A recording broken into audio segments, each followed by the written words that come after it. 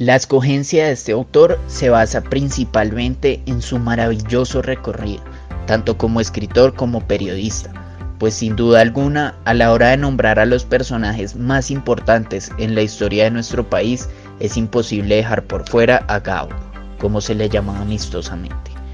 Como estudiante de periodismo, la admiración que siento por Gabriel es enorme, pues sus crónicas y su manera tan particular de contar los hechos llaman la atención de cualquier interesado en conocer algunos de los hechos más significativos en la historia del país. El autor colombiano fue uno de los precursores y quizás el máximo exponente del realismo mágico, pues desarrollando muchas de sus novelas, principalmente 100 años de soledad, encuentra la manera de contar la historia de nuestro país de una forma entretenida y aplicando elementos fuera de lo común. Gabriel José de la Concordia García Márquez nació el 6 de marzo de 1927 en Aracataca, Magdalena, y falleció el 17 de abril de 2014 en Ciudad de México. Gabriel empezó a escribir mientras cursaba Derecho en la universidad.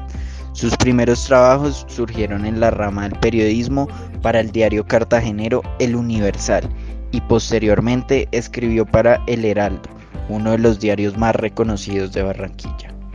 Una de sus primeras obras completas fue Relato de un náufrago,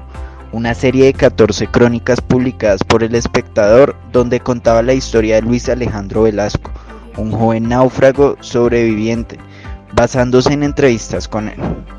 En 1982 logró algo inédito y se convirtió en el primer colombiano en ganar el premio Nobel por su obra 100 años de soledad. Esta misma modalidad de recolección de información fue la que realizó Gabriel en 1993, cuando empezó a recopilar entrevistas junto a los protagonistas de estos hechos, para escribir el relato sobre los sucesos ocurridos a partir del 7 de noviembre de 1991. Día en que Maruja y su cuñada Beatriz Villamizar fueron secuestradas al norte de Bogotá por el temido narcotraficante Pablo Emilio Escobar. De igual manera, Gabriel nos muestra la relación de este secuestro junto a los de otros periodistas colombianos, como Diana Turbay, Francisco Santos o Marina Montoya, quien fue recluida un tiempo junto a las dos primeras secuestradas para ser posteriormente asesinada. Noticia de un secuestro es un relato perfecto de lo que fue la realidad colombiana en ese momento, rodeada de miedo y de incertidumbre.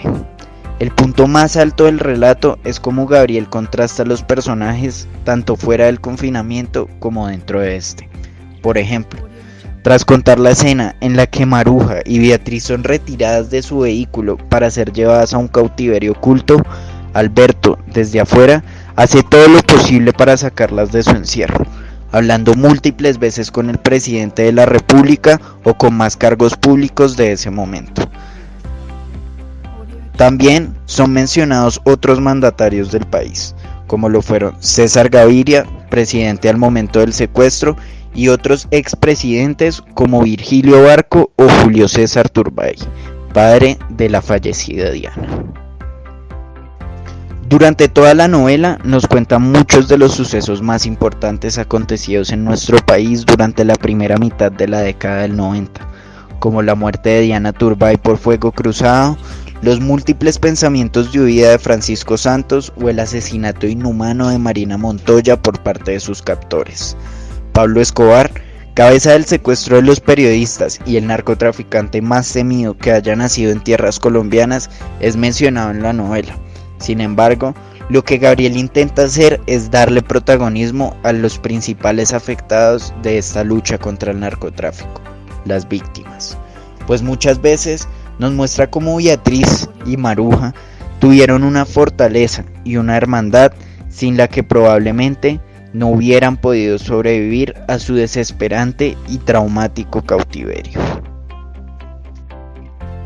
En conclusión, es prudente afirmar que Crónica de un secuestro es uno de los relatos más completos en la historia de la narrativa colombiana durante el conflicto,